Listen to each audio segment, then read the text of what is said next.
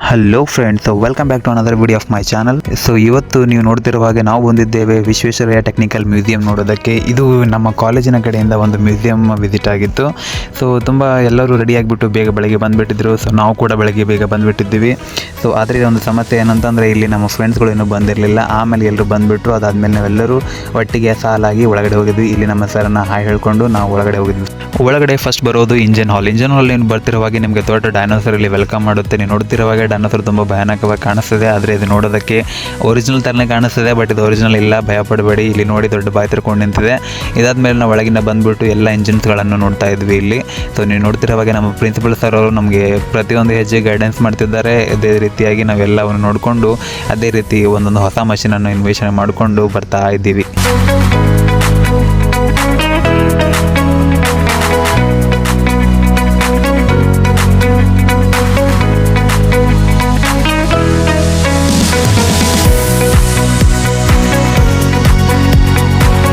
ಅಲ್ಲಿಂದ ಮುಂದೆ ಬಂದರೆ ನೀವು ಒಂದು ವರ್ಚುವಲ್ ಮೂನ್ ನೋಡ್ಬೋದು. ಅದಾದಮೇಲೆ ಅಲ್ಲಿ ಅದರ ಮೇಲೆ ಇರುವ ಒಂದು ಸ್ಯಾಟಲೈಟ್ ನೋಡ್ಬೋದು.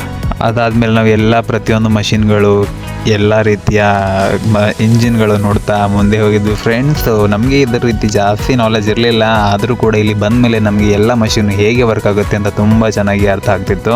ಅದಾದಮೇಲೆ ನಮ್ಮ ಟೀಚರ್ಸ್ ಕೂಡ, ನಮ್ಮ ಪ್ರೊಫೆಸರ್ಸ್ ಕೂಡ ನಮ್ಮ ಜೊತೆನೇ ಇದ್ದರು. ಸೊ ಅವರು ಕೂಡ ನಮಗೆ ತುಂಬ ಹೆಲ್ಪ್ ಮಾಡಿದರು. ನೀವು ನೋಡ್ತಿರೋ ಹಾಗೆ ಇಲ್ಲಿ ಒಂದು ಪ್ರತಿಯೊಂದು ಹೆಜ್ಜೆಗೂ ಹೊಸ ಹೊಸ ಅನ್ವೇಷಣೆ ಇದೆ. ಮಕ್ಕಳು ಇಲ್ಲಿ ಒಂದು ವರ್ಚುವಲ್ ಆದ ವಿಮಾನವನ್ನು ಹಾರಾಟ ಮಾಡ್ತಿದ್ದಾರೆ. ಅದಾದಮೇಲೆ ನೀವು ನೋಡ್ತಾ ಇರೋ ಹಾಗೆ ಇಲ್ಲಿ ಪ್ರತಿಯೊಂದು ಇಲ್ಲಿರೋ ಮಷೀನ್ಗಳು, ಕಾರಲ್ಲಿರುವ ಇಂಜಿನ್ಗಳು, ಹಾಗೆ ರಾಕೆಟಲ್ಲಿ ಯೂಸ್ ಮಾಡುವಂಥ ಟ್ರ್ಯಾಕ್ಟರ್ಗಳಲ್ಲಿ ಎಲ್ಲ ರೀತಿಯಾದ ಮಷಿನ್ಗಳಿದೆ ಫ್ರೆಂಡ್ಸ್ ಇಲ್ಲಿ. ಸೊ ನೀವು ಕೂಡ ಬನ್ನಿ, ವಿಸಿಟ್ ಮಾಡಿ. ಅದೇ ರೀತಿ ನಮ್ಮ ತಮಿಳುನಾಡಿಂದ ಬಂದಂಥ ವಿದ್ಯಾರ್ಥಿಗಳಿಂದ ನಾವು ಫೋಟೋನ ತೆಗೆಸ್ಕೊಂಡ್ಬಿಟ್ಟು ಅಲ್ಲಿಂದ ಮುಂದೆ ಸಾಗಿದ್ವಿ ಫ್ರೆಂಡ್ಸ್. ಸೊ ನೀವು ನೋಡ್ತಿರೋ ಹಾಗೆ ಇಲ್ಲಿ ಇನ್ನೂ ಕೂಡ ನಮ್ಮ ವಿದ್ಯಾರ್ಥಿಗಳು ಹಾಗೂ ನಮ್ಮ ಸ್ನೇಹಿತರು ಕೂಡ ಇನ್ನೂ ನೋಡ್ತಿದ್ದಾರೆ. ಅದಾದಮೇಲೆ ಅಲ್ಲಿಂದ ಮುಂದೆ ಬಂದುಬಿಟ್ಟು ಇಲ್ಲಿ ಹೊಸ ಸ್ಟ್ರಕ್ಚರ್ಸು, ಲೈಟು, ಬಲ್ಬು ಎಲ್ಲ ನೋಡಿದ್ವಿ.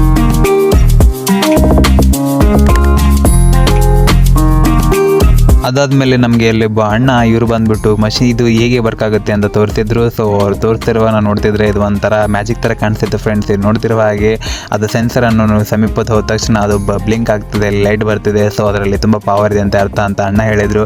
ಅದಾದಮೇಲೆ ಅವರು ಹಂಗೆಯನ್ನು ಆ ಮಷೀನ್ ಮೇಲೆ ಗೋಲಾಕಾರದ ಮೇಲೆ ಇಟ್ಟನ್ನು ತೋರಿಸಿದಾಗ ಎಲ್ಲ ಲೈಟ್ಸ್ಗಳು ಒಂದು ಕಡೆ ಗ್ಯಾದರ್ ಆಗಿದ್ದನ್ನು ನಾವು ನೋಡಿದ್ವಿ. ಸೊ ಅದು ಒಂಥರ ರಿಯಲ್ ಮ್ಯಾಜಿಕ್ ಥರ ಅನಿಸುತ್ತು. ಸೊ ಇದೊಂದು ನಮಗೆ ಒಳ್ಳೆಯ ಎಕ್ಸ್ಪೀರಿಯನ್ಸ್ ಆಗಿತ್ತು ಇದರಲ್ಲಿ. ಸೊ ಅದಾದಮೇಲೆ ನಾವು ಮುಂದೆ ಬಂದುಬಿಟ್ಟು ಇಲ್ಲಿ ಬಿಟ್ಟು ಸೋಲಾರ್ ಹೇಗೆ ವರ್ಕ್ ಆಗುತ್ತೆ ಅಂತ ಎಲ್ಲ ಅಬ್ಸರ್ವ್ ಮಾಡಿದ್ವಿ. ಅದಾದಮೇಲೆ ಹಳ್ಳಿ ಕಡೆಗೆ ಹೇಗೆ ಸೋಲಾರನ್ನು ಕೊಡೋದಾಗುತ್ತೆ ಅಂತ ಅಬ್ಸರ್ವ್ ಮಾಡಿದ್ವಿ. ಅದಾದಮೇಲೆ ಮುಂದೆ ಬಂದುಬಿಟ್ಟು ನೀನು ನೋಡ್ತಾ ಇರೋ ಹಾಗೆ ಪ್ರತಿಯೊಂದು ಹೆಜ್ಜೆಗೂ ಇಲ್ಲೇ ಅಲ್ಲ ಫ್ರೆಂಡ್ಸ್ ತುಂಬ ಆ್ಯಕ್ಟಿವಿಟೀಸ್ಗಳಿದೆ ಇಲ್ಲಿ ನೋಡೋದಾದರೆ. ಸೊ ಇಲ್ಲಿ ಮತ್ತೆ ನಮ್ಮ ಸರನ್ನು ಹೇಳ್ಕೊಂಡ್ಬಿಟ್ಟು ನಾವು ಮುಂದೆ ಸಾಗಿದ್ವಿ ಫ್ರೆಂಡ್ಸ್. ಇಲ್ಲಿ ಬಂದುಬಿಟ್ಟು ನಾವು 3D ಶೋನ ನೋಡೋದಕ್ಕೆ ಮುಂದೆ ಬಂದ್ವಿ. ಸೊ 3D ಶೋ ಅಲ್ಲಿ ನಾವೆಲ್ಲ ತುಂಬ ಎಕ್ಸೈಟೆಡ್ ಆಗಿದ್ವಿ. ಸೊ ಅದೇ ರೀತಿ 3D ಗ್ಲಾಸಸ್ ಹಾಕೊಂಡ್ಬಿಟ್ಟು ನಾವು 3D ಶೋ ನೋಡೋಕ್ಕೆ ಸ್ಟಾರ್ಟ್ ಮಾಡಿದ್ವಿ ಫ್ರೆಂಡ್ಸ್. ಸೊ ಇಲ್ಲಿ 3D ಶೋ ಅಲ್ಲಿ ನಿಮಗೆ ಎಲ್ಲ ಬ್ಲರ್ ಕಾಣ್ತಿರ್ಬೋದು. ನೀವು ನಿಜವಾದ 3D ಶೋ ನೋಡಬೇಕಾದ್ರೆ ಬನ್ನಿ, ಹಾಗೆ ಅದೇ ರೀತಿ 3D ಗ್ಲಾಸ್ ಹಾಕೊಂಡು ನೋಡಿ, ನಿಮಗೂ ಚೆನ್ನಾಗಿ ಕಾಣುತ್ತೆ. ಸೊ ಸದ್ಯಕ್ಕೆ ಇದರಿಂದ ಅಡ್ಜಸ್ಟ್ ಮಾಡ್ಕೊಳ್ಳಿ. ಸೊ ನೀವು ನೋಡ್ತಿರುವ ಹಾಗೆ 3D ಶೋ ಚೆನ್ನಾಗಿದೆ. ಆಲ್ಮೋಸ್ಟ್ ನಾನು ಗ್ಲಾಸ್ ಹಾಕಿ ತೋರ್ಸೋಕ್ಕೆ ಪ್ರಯತ್ನ ಪಟ್ಟಿದ್ದೀನಿ. ಸೊ 3D ಶೋ ಅಲ್ಲಿ ತುಂಬ ಒಳ್ಳೆಯದ ಎಕ್ಸ್ಪೀರಿಯೆನ್ಸ್ ಆಗಿತ್ತು ನಮ್ಮದು. ಸೊ ಅದಾದಮೇಲೆ ನಾವು ಬಯೋಟೆಕ್ನಾಲಜಿ ರೂಮ್ಗೆ ಬರ್ತೀವಿ. ಟೆಕ್ನಾಲಜಿ ರೂಮಲ್ಲಿ ಇಲ್ಲಿ DNA ಯಾವ ರೀತಿ ಆವಿಷ್ಕಾರ ಆಗುತ್ತೆ, ಇಲ್ಲಿ ಹಲವಾರು ವಿಜ್ಞಾನಿಗಳು, ಸೈಂಟಿಸ್ಟ್ಗಳನ್ನು ನೋಡಿದ್ವಿ. ಇಲ್ಲಿ ನಮ್ಮ ಫ್ರೆಂಡ್ಸ್ಗಳು ಏನೇನೋ ಹೊಸ ಹೊಸ ಅನ್ವೇಷಣೆ ಕೂಡ ಒಳಗಾಗಿದ್ದರು. ಸೊ ಇಲ್ಲಿ ಒಬ್ಬ ಅಜ್ಜ ಕುಳಿತಿದ್ರು. ಅವರು ಆಮೇಲೆ ಗೊತ್ತಾಯಿತು ಅದೊಂದು ಮೂರ್ತಿ ಇದೆ ಅಂತ, ಅದೊಂದು ಸ್ಟ್ಯಾಚ್ಯೂ ಇದೆ ಅಂತ ಆಮೇಲೆ ಗೊತ್ತಾಯ್ತು ಫ್ರೆಂಡ್ಸ್. ಸೊ ನೀವು ಮುಂದೆ ಬನ್ನಿ ನೋಡ್ತಾ ಹೋದರೆ ಇಲ್ಲಿ ಹೊಸ ಹೊಸ ಅನ್ವೇಷಣೆಗಳನ್ನು ನೋಡ್ಬೋದು.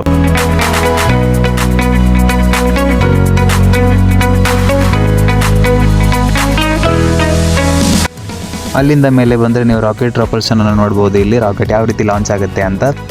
ಸೊ ಅದಾದಮೇಲೆ ನಾವು ಒಂದು ವರ್ಚುವಲ್ ಏರೋಸ್ಪೇಸನ್ನು ನೋಡಿದ್ವಿ. ಅಲ್ಲಿ ಆಸ್ಟ್ರೋನಾಟ್ಸ್ ಕಾಸ್ಟ್ಯೂಮ್ ಹಾಕ್ಬಿಟ್ಟು ಅಲ್ಲಿ ಎಲ್ಲ ಜನ ಫೋಟೋ ತೆಗೆದುಕೊಳ್ತಾ ಇದ್ರು.